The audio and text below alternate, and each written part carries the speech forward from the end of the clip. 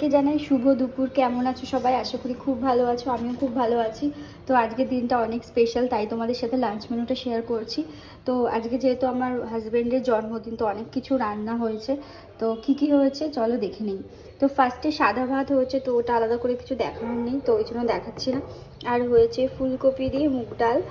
আর ও যেহেতু মাছের মাথা খায় না, তো মাছের মাথা দিয়ে ডাল ওর জন্য করা হয় না। আর যেহেতু 5 রকম ভাজাভুজি দিতে হয়, তো 5 রকম ভাজাভুজি তো অনেক কিছুই হয়েছে।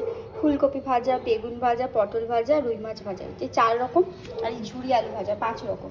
তো এই গেল 5 রকম ভাজাভুজি। আর এই যে চিকেন পকোড়া করা হয়েছে, স্যালাড দেখতেই পাচ্ছ। আর মাছ 2 রকম করা হয়েছে। এটা হচ্ছে বোয়াল মাছ। বোয়াল মাছ যেহেতু আমার হাজব্যান্ড খুব ভালোবাসে, তো বোয়াল মাছ করা হয়েছে। কাতলা মাছ করা হয়েছে আলু ফুলকপি দিয়ে। আর এটা লাউ ঘন্ট করা হয়েছে মাছের মাথা দিয়ে। তো এটা আমাদের জন্য, ও মাছের মাথা খায় না। আর এটা হয়েছে চিকেন।